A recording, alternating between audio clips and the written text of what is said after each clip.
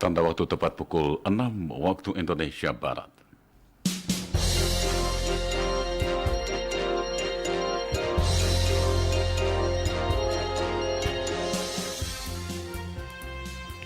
Selamat pagi saudara, inilah Radio Republik Indonesia menyampaikan Warta Berita edisi hari ini Sabtu tanggal 16 Juli 2016.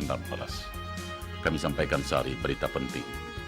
Presiden Joko Widodo menjamin kerahasiaan data wajib pajak yang akan mengikuti program Tax Amnesty. Pasca pembantaian di Nice, Prancis, Belgia telah mengantisipasi resiko dan siap menjaga pelaksanaan perayaan Hari Nasional negara itu Kamis depan. Itulah di antara berita-berita yang segera kami sampaikan. Inilah Warta Berita selengkapnya. Saya Ardian Majid Kobat.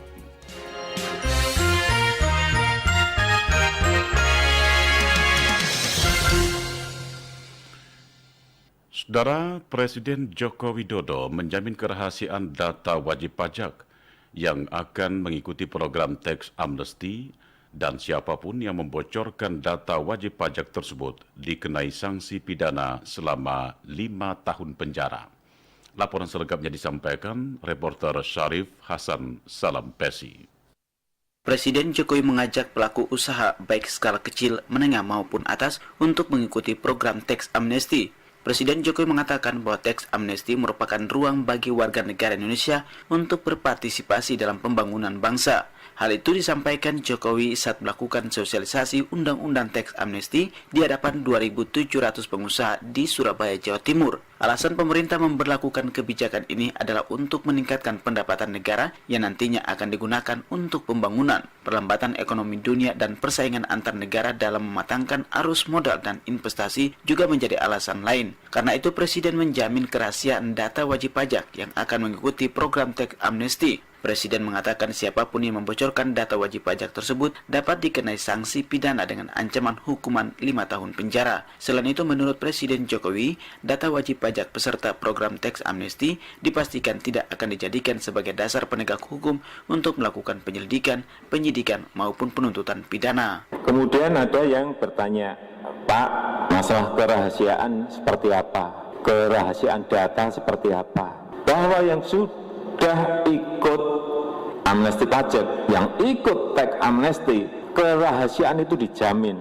Dan yang ikut itu tidak dijadikan dasar untuk penyelidikan, untuk penyidikan dan penuntutan pidana. Tidak akan, karena payung hukumnya, payung hukum Undang-Undang Tax Amnesty itu mengatakan seperti itu. Ada payung hukumnya yang jelas ini. Dan data itu sekali lagi tidak dapat diminta oleh siapapun dan tidak akan diberikan kepada siapapun.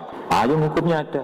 Dan yang membocorkan, nah yang membocorkan masih di dalam kan, yang membocorkan kena pidana maksimal 5 tahun.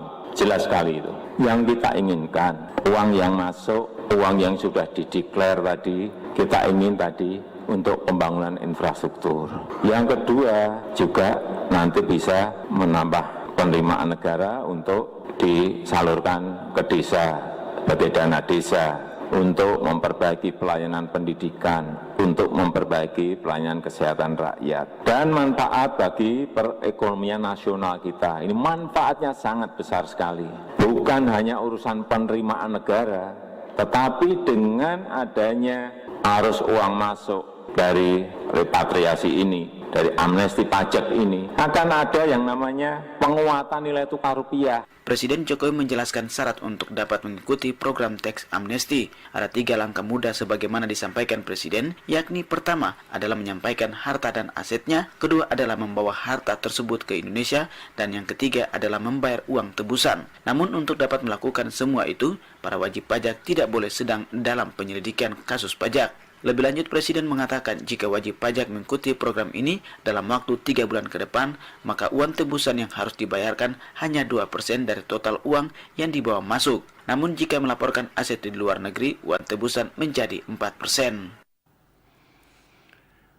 Menteri Pendayagunaan Aparatur Negara dan Reformasi Birokrasi Yudi Krisnandi mengisyaratkan jika pemerintah akan melakukan tes penerimaan calon pegawai negeri sipil pada bulan Agustus mendatang.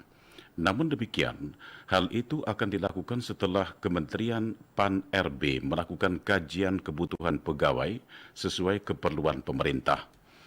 Menurutnya, sesuai instruksi dari Presiden Republik Indonesia, kuota penerimaan CPNS tidak boleh lebih dari 50% dari total PNS yang pensiun. Di tahun 2014 dan 2015 terdapat 120.000 PNS yang pensiun, sedangkan CPNS yang gagal diangkat di tahun 2014 karena masalah administrasi 30.000 sehingga total ada 150.000 pegawai yang keluar dan tidak terisi. Nantinya dikemukakan Yudi Krisnandi saat melakukan kunjungan di Semarang, penerimaan CPNS akan mengutamakan kebutuhan seperti dokter, bidan PTT, guru garis depan, penyuluh pertanian, dan penegak hukum. Proses seleksinya belum dimulai, tetapi moratorium yang dikecualikan untuk guru, tenaga kesehatan, penyuluh pertanian, bidang-bidang yang penting untuk nawacita, penegak hukum, ya, sekolah kedinasan itu kita kedepankan. Nah, setelah kita hitung nanti sisanya berapa, itu yang diprioritaskan kepada jalur khusus. Jalur khusus itu untuk sarjana-sarjana atau mahasiswa yang memiliki prestasi akademik cum laude dan berasal dari perguruan tinggi berakreditasi A. Insya Allah, ya kalau misalnya setelah kita hitung dan kuotanya masih memadai, biasanya bulan Agustus prosesnya dimulai. Prosesnya dimulai dan prosesnya akan selesai sebelum akhir Desember. Ya, tapi terbatas. Soal perampingan satuan organisasi dan tata kerja di jajaran pemerintah daerah, Menpan RB Yudi Krisnandi mengatakan pihaknya menyerahkan semuanya kepada kepala daerah masing-masing karena juga diperlukan sebagai bentuk reformasi birokrasi yang tertuang dalam UUD nomor 23 tahun 2014 tentang otonomi daerah. Pada kesempatan yang sama, Menpan RB Yudi Krisnandi memberikan apresiasi sistem absensi di lingkungan pemerintah Provinsi Jawa Tengah yang sudah menggunakan fingerprint atau sidik jari. Laporan selengkapnya disampaikan reporter Luki Setiawan. Dalam sidaknya di kantor Badan Kepegawaian Daerah BKD Jawa Tengah Jumat pagi kemarin, Menteri Pendayagunaan Aparatur Negara dan Reformasi Birokrasi Yudi Krisnandi menuturkan, dari sidaknya berbagai daerah menemukan lemahnya pengawasan internal dari pemerintah berkaitan dengan disiplin pegawai, seperti absensi yang masih manual. Bahkan 90% absen manual masih terjadi di beberapa pemerintah daerah. Perlu adanya pembenahan sistem absensi yang baik untuk mendisiplinkan para pegawai, mengingat para PNS sudah mendapat gaji dan tunjangan yang cukup besar. Yudi juga mengapresiasi terobosan absensi di lingkungan BKD Jawa Tengah yang sudah menerapkan sistem yang modern dengan sidik jari. Kedepan ia berharap agar ada peningkatan sistem absensi dengan teknologi sensor retina mata. Khusus untuk di Jawa Tengah ini, sebagian daerah sudah menggunakan sistem absensi elektronik. Dan juga khusus di Provinsi Jawa Tengah ini sudah menguji cobakan pada 50% SKPD-nya menggunakan sistem absensi elektronik. Kami minta sistem absensi elektronik dan digital ini dikembangkan dan dijadikan satu role model untuk digunakan di seluruh lingkungan pemerintahan di Jawa Tengah. Lalu gunakan teknologi yang lebih advance, yang lebih maju, seperti sensor retina mata, ya di samping tentunya fingerprint. Tapi absen yang manual sudah mulai harus ditinggalkan. Sementara itu, Kabid Dokumentasi dan Pengolahan Data BKD Jawa Tengah Puji Cahyono menuturkan, pemerintah Provinsi Jawa Tengah sudah mulai menggunakan sistem absensi elektronik berupa sidik jari atau fingerprint. Ada 12 SKPD dari 60 SKPD di lingkungan pemerintah provinsi sudah menggunakan sistem absensi melalui sidik jari. Anda sedang mengikuti Warta Berita RRI. Kita beralih ke berita lainnya. Saudara Kodim 1301 Satal terus menurunkan personilnya dalam menangani material longsor yang masih menutupi badan jalan dan sungai pasca bencana longsor dan banjir bandang yang terjadi akhir Juni lalu. Kita simak laporan reporter Surya Talib.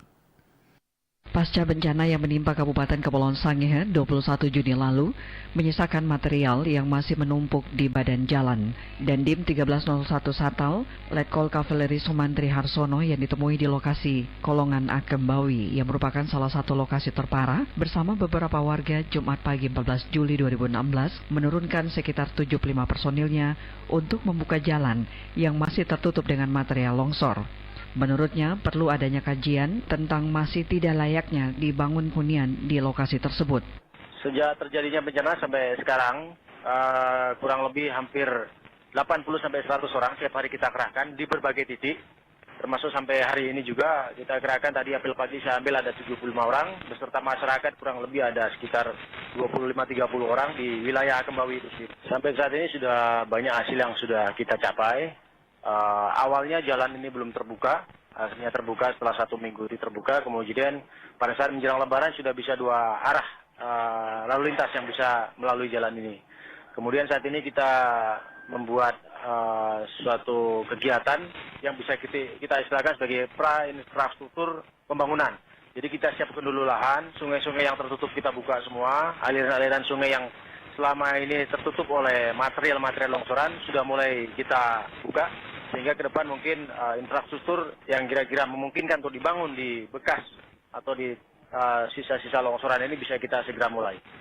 Memang kendalanya perlu penilaian atau kajian, apakah tempat ini masih layak atau tidak, itu sedang kita lakukan. Kalau memang tidak layak, kita usulkan kepada pemerintah daerah untuk segera dilaksanakan relokasi, sehingga ke depan apabila terjadi bencana lagi, otomatis daerah yang saat ini terkena bencana ke depan bukan merupakan daerah pemukiman. Dandim 1301 Satal mengharapkan masyarakat bisa bersama-sama berperan aktif dalam melakukan penanggulangan bencana. Sebanyak 41 tempat pemungutan suara TPS di Kota Ambon dinyatakan sangat rawan menjelang Pilkada Wali Kota dan Wakil Wali Kota tahun 2017. Dari Ambon, laporan ini disampaikan Namira Amalia. Menjelang persiapan Pilwakot Kota Ambon 15 Februari 2017, Polres Pulau Ambon dan Pulau Lease telah memetakan wilayah-wilayah yang dianggap rawan saat pelaksanaan Pilwakot nanti, termasuk tempat pemungutan suara atau TPS yang nanti digunakan pemilih untuk menyalurkan hak suaranya. Dalam kegiatan sosialisasi persiapan Pilwakot, Kapolres Pulau Ambon dan Pulau Lease AKBP Harold Huwae memaparkan, dari analisa sementara Polres Ambon, berdasarkan data TPS pada saat Pilpres 2014, terdapat 664 TPS yang tersebar pada 5 kecamatan di Kota Ambon. Dari jumlah tersebut, 410 TPS dalam kategori aman, 213 TPS rawan, dan 41 TPS masuk kategori sangat rawan. Pengamanan Pilwakot nantinya, Polres Ambon akan di-backup oleh Kodim 1504 Pulau Ambon serta Linmas. Kapolres belum membeberkan kekuatan personil yang dilibatkan dalam pengamanan Pilwakot, lantaran anggaran pengamanan yang diajukan Polres belum juga disetujui pemerintah Kota Ambon. Data di kita ini untuk TPS Pilpres ada 664 dengan pelibatan kekuatan Linmas ada 812, rawan 1 ada 213 TPS, Linmasnya ada 426 dan rawan 2 yang semakin rawan adalah 41 TPS, Linmas 164. Linmas yang tersedia ada 1.300 sekian. Tapi yang kita butuhkan nanti dengan pola paham sekarang, dengan asumsi TPS 604, nanti pasti akan berubah. Itu ada 1.410 Linmas kita butuhkan di masing-masing TPS yang membackup kita, karena kita ketahui aparat Polres sendiri ada 1.053 orang. Tapi tidak mungkin saya libatkan 1.053 orang, pasti kegiatan pelayanan hari akan terhambat. Perwira 2 Bunga di Pundak itu menyebutkan, personil gabungan TNI Polri akan melakukan pengamanan Pilwakot sesuai jadwal yang dikeluarkan KPU Kota Ambon, mulai pendaftaran calon hingga pelantikan. Tahap pencalonan dimulai 11 September sampai 23 September, kampanye 26 Oktober sampai 11 Februari, Minggu Tenang 12 hingga 14 Februari, hingga pencoblosan pada 15 Februari. Sesuai jadwal, penetapan wali kota dan wakil wali kota akan dilakukan pada Maret 2017. Namira Malia melaporkan. Menteri Pertanian Andi Amran Sulaiman mengklaim bahwa produksi padi dan berbagai hasil pertanian di Jawa Timur telah mengalami peningkatan, bahkan mampu menaikkan produktivitas pada tahun 2015 lalu. Laporan selengkapnya disampaikan reporter Anik Hasanah. Dalam kurun waktu 3 bulan ke depan, pemerintah melalui Kementerian Pertanian mampu mentargetkan peningkatan produksi hasil pertanian khususnya dari Jawa Timur. Hal itu disampaikan Menteri Pertanian Andi Amran Sulaiman seusai memimpin rapat koordinasi di Makodam 5 Brawijaya. Secara nasional, Jawa Timur hingga kini masih tetap menjadi andalan produksi padi. Selain itu, provinsi ini juga dikenal sebagai lumbung pangan nasional, bahkan mampu menaikkan produktivitas pada tahun 2015 lalu. Tahun 2015 lalu, produksi padi sebesar 75 juta ton gabah kering giling atau GKG. Dengan tingginya curah hujan saat ini, Kementan berharap para petani dapat memanfaatkannya untuk meningkatkan produksi padi dengan memulai tanaman hingga 3 bulan ke depan. Jawa Timur kenaikannya tertinggi mungkin Pak ya, se-Indonesia tahun 2015. Berkontribusi luar biasa, itu 800-an tadi Pak ya, kenaikan. Minimal lebih dari tahun lalu. Insya Allah. Kan tahun lalu 75. Ya kita berdoa di atas. Dan kami yakin bisa. Sementara itu, Gubernur Jawa Timur Soekarwo mendukung apapun instruksi dari pusat. Salah satunya adalah menghimbau para petani untuk beralih menanam padi, sementara tidak menanam kedelai. Petaninya untung tanam padi sama tanam kedelai. Tidak usah mengharamkan impor, asal petani untung, jangan matematiknya salah hitungnya. Sekarang petani pendapatannya naik karena tanam padi. Untuk itu, pihaknya mengumpulkan seluruh stakeholder yang ada melalui rapat koordinasi dalam rangka peningkatan luas tambah tanam padi dan serapan gabah petani sergap tahun 2016 di Jawa Timur. Terlihat dalam rakor tersebut antara lain Dinas Pertanian, Dinas Peternakan, serta Bulog Divre Jawa Timur. Wacana pemerintah pusat mendatangkan 6.000 nelayan di perairan Natuna, Provinsi Kepulauan Riau diharapkan dapat memotivasi dan meningkatkan kesejahteraan nelayan di Natuna. Laporan selengkapnya disampaikan Rizvan Badrian dari Tanjung Pinang.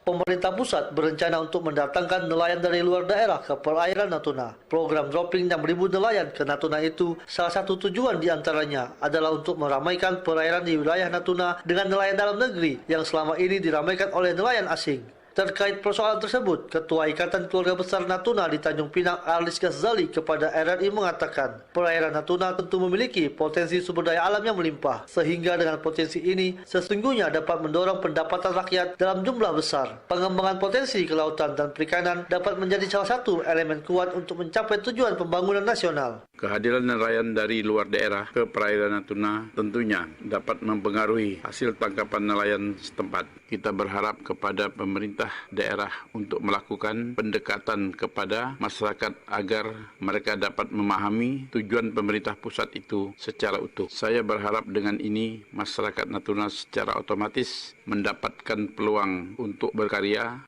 Arlis Ghazali meminta kepada masyarakat Natuna untuk tidak khawatir. Tentu masyarakat Natuna akan berpacu dengan hadirnya nelayan dari luar Natuna. Mereka akan berinteraksi bersama masyarakat Natuna. Mereka akan mencari kebutuhan bersama di Natuna. Masyarakat Natuna secara otomatis mendapatkan peluang untuk berkarya dan menjual hasil karyanya kepada para nelayan itu. Semoga tujuan akhir pemerintah untuk menciptakan kemakmuran di Natuna segera terwujud. 8 negara menghadiri temu penyair internasional yang diadakan di Banda Aceh sebagai jembatan untuk mempersatukan keberagaman budaya dan tradisi di berbagai negara. Selengkapnya dilaporkan reporter Munjir Permana. Gubernur Aceh Zaini Abdullah membuka acara temu penyair internasional tahun 2016 yang dihadiri oleh 8 negara sahabat. Acara tersebut berlangsung di Anjung Monmata Pendopo Gubernur Aceh malam tadi. Kedelapan negara yang hadir yaitu Iran, Meksiko, Korea Selatan, Singapura, Thailand, Malaysia, Brunei Darussalam, dan Indonesia. Dalam sambutannya, Gubernur Aceh Zaini Abdullah mengatakan pemerintah Aceh melalui Dinas Kebudayaan dan Pariwisata bekerja sama dengan Lapena menggagas pertemuan para seniman guna mendorong tumbuhnya semangat melahirkan karya seni yang baik. Pihaknya mengundang para penyair lokal, nasional, dan penyair dari negara-negara sahabat. Gubernur Aceh menyebutkan pertemuan para penyair ini diperuntukkan sebagai pembuka jalan untuk berbagi dan mengapresiasikan ungkapan manusia dari keberagaman budaya, keberagaman bangsa, etnis, serta ideologi. Kegiatan ini diharapkan sebagai jembatan persaudaraan dan kebersamaan agar dapat mengenal lebih dekat tradisi serta karya sastra di berbagai negara. Sehingga dari kebersamaan ini mencuat spirit bangsa dalam karya syair, guna memberi inspirasi di dalam aktivitas keseharian. Pertemuan para penyair ini diperuntukkan sebagai pembuka jalan untuk berbagi dan mengapresiasikan ungkapan manusia dari keberagaman budaya, keberagaman bangsa, etnis, serta ideologi. Kegiatan ini diharapkan merupakan jembatan persaudaraan dan persamaan agar kita dapat mengenal lebih dekat tradisi serta karya sastra di berbagai negara.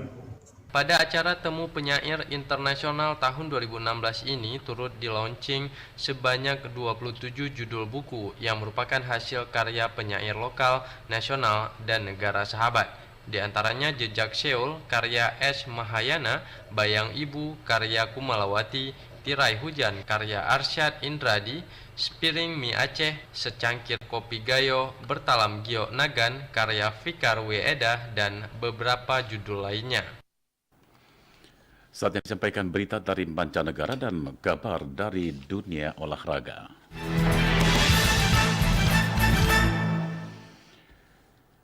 Saudara, para pemimpin dan kepala keamanan di negara-negara Eropa mempunyai pesan yang serius pasca pembantaian pada hari Bastille di Nice, Perancis, yaitu serangan tunggal dengan menggunakan media berupa kendaraan biasa yang hampir tidak mungkin dicegah dan aksi itu bisa dilakukan siapapun.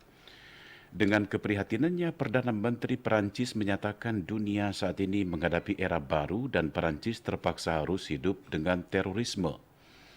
Sejawatnya dari Belgia, Charles Michel di Brussels mengatakan setiap negara saat ini menghadapi modus operandi yang berbeda. Brussels adalah ibu kota Uni Eropa dan juga terdapat Parlemen Eropa juga menghadapi resiko. Pada bulan Maret lalu, Brussels mendapat serangan milisi ISIS dan menjadi tempat mereka merancang serangan Paris pada bulan November tahun lalu. Seperti di kota-kota di Prancis, Brussels masih bersiaga penuh dengan mengerahkan pasukan dan polisi bersenjata berat di jalan serta untuk melakukan penjagaan pada acara-acara publik. Perdana Menteri Charles Michel mengatakan Belgia telah mengantisipasi resiko dan siap menjaga pelaksanaan perayaan Hari Nasional negara itu Kamis depan. Dari dunia olahraga, pebalap tim Suzuki X-Star Maverick Vinales menjadi pebalap tercepat pada sesi latihan bebas kedua lomba balap MotoGP Jerman tadi malam. Dilaporkan juga Indonesia terancam kehilangan pundi-pundi medali emas pada SEA Games 2017 di Malaysia yang akan datang. Selengkapnya terangkum dalam Spektra Olahraga RRI pagi ini disampaikan Danang Sundoro.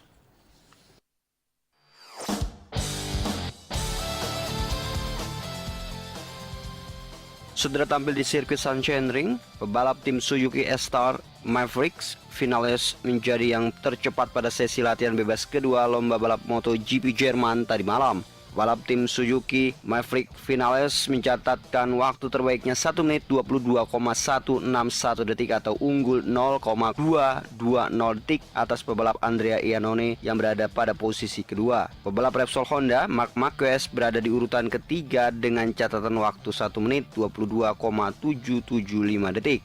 Diikuti pebalap LCR Honda Kat Kurtlow pada urutan keempat 1 menit 22,817 detik. Dua pebalap Yamaha, Valentino Rossi dan Jorge Lorenzo, masing-masing berada di urutan ke-14 dan 16 pada sesi latihan bebas kedua kali ini. Di antara pebalap Yamaha tersebut terdapat pebalap Repsol Honda Dani Pedrosa di urutan ke-15. Selanjutnya para pebalap nantinya pendengar masih akan menjalani sesi latihan bebas ketiga dan keempat serta diikuti sesi kualifikasi pada hari ini. Sementara itu pendengar, kontingen Indonesia akan dipastikan kehilangan kepingan medali saat bertanding pada arena SEA Games 2017 di Kuala Lumpur, Malaysia mendatang. Kepastian tersebut diungkapkan Sekjen KOI Dodi Iswandi saat mengikuti pertemuan eksekutif komite dan konsil meeting di Kuala Lumpur 12 hingga 14 Juli. Dari 13 cabang yang diajukan Indonesia pada akhirnya hanya 3 saja yang diterima, yakni judo, muay thai, dan balap sepeda. Sementara cabang olahraga yang diperjuangkan untuk dapat dipertandingkan kembali di SEA Games Malaysia 2017 mendatang harus kandas di tengah jalan. Cabang olahraga yang dipastikan tidak dipertandingkan adalah bridge, kempo, rowing, tarung derajat, kano, angkat besi putri, gulat, dan bola voli pantai. Untuk SEA Games ini ada beberapa yang mengecewakan kita. Beberapa cabang olahraga yang biasanya merupakan tradisi emas di kontingen Indonesia itu tidak dipertandingkan nanti di SEA Games 2017 di Kuala Lumpur.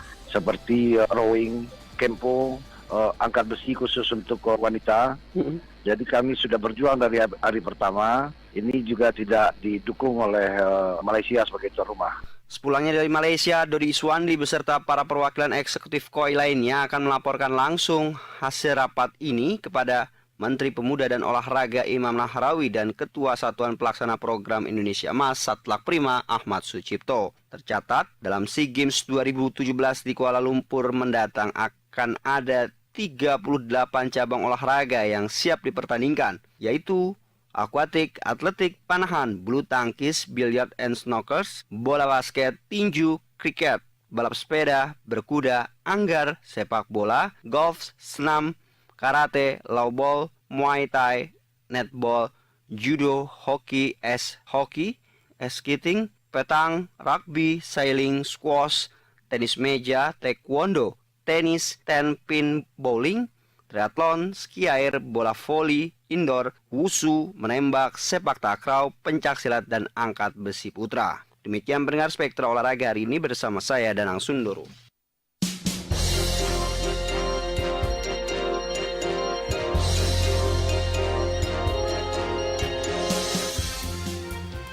Demikianlah saudara telah disampaikan Warta Berita Radio Republik Indonesia pagi ini, dan sebelum berpisah kami sampaikan kembali sari berita penting. Presiden Joko Widodo menjamin kerahasiaan data wajib pajak yang akan mengikuti program tax amnesty. Pasca pembantaian di Nice, Perancis, Belgia telah mengantisipasi resiko dan siap menjaga pelaksanaan perayaan Hari Nasional Negara itu Kamis depan. Mewakili tim redaksi yang bertugas pagi ini, produser pelaksana Sarah Sopakua, merangkap pengarah acara, teknik operator studio pengarah teknik Sutarno, kameramen dan editing kita kali ini Sigit Fitriatno, presenter Tomo Hakim. Saya Ardian Majid Kobat mengucapkan terima kasih atas perhatian Anda dan selamat pagi.